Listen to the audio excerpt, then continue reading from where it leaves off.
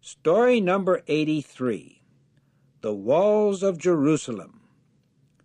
Look at all the work going on here. The Israelites are busy building the walls of Jerusalem. When King Nebuchadnezzar destroyed Jerusalem 152 years before, he knocked down the walls and burned the city's gates. The Israelites did not build the walls again when they first came home from Babylon. How do you think the people have felt living here all these years without walls around their city? They have not felt safe. Their enemies could easily come in and attack them.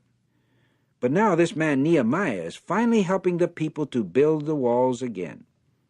Do you know who Nehemiah is? Nehemiah is an Israelite who comes from the city of Shushan, where Mordecai and Esther live. Nehemiah worked in the king's palace, so he may have been a good friend of Mordecai and Queen Esther. But the Bible does not say that Nehemiah worked for Esther's husband, King Ahasuerus. He worked for the next king, King Artaxerxes. Remember, Artaxerxes is the good king who gave Ezra all that money to take back to Jerusalem to fix up Jehovah's temple. But Ezra did not build the broken-down walls of the city. Let's see how it came about that Nehemiah did this work.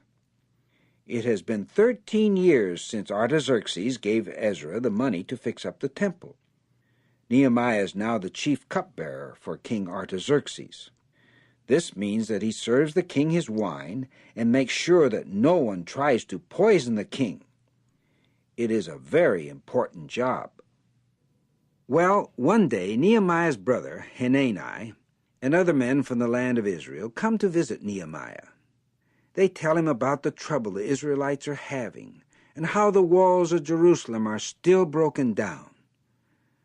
This makes Nehemiah very sad, and he prays to Jehovah about it. One day the king notices that Nehemiah is sad and asks, "Why are you looking so sad?" Nehemiah tells him that it is because Jerusalem is in such a bad condition and the walls are broken down. "What is it that you want?" the king asks.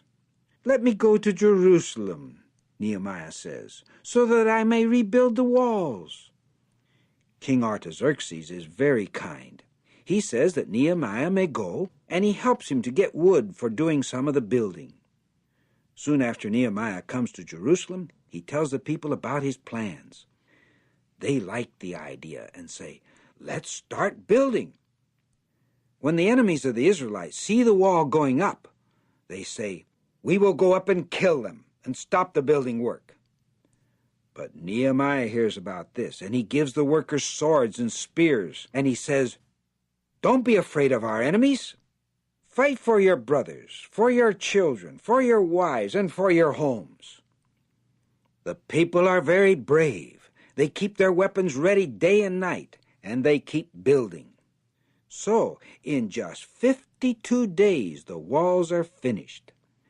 Now the people can feel safe inside the city. Nehemiah and Ezra teach the people God's law, and the people are happy. But things are still not the same as they were before the Israelites were taken as prisoners to Babylon.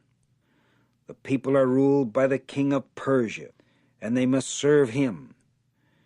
But Jehovah has promised that he will send a new king, and that this king will bring peace to the people. Who is this king? How will he bring peace to the earth? About 450 years pass before any more is learned about this. Then there is a most important birth of a baby. But that is another story.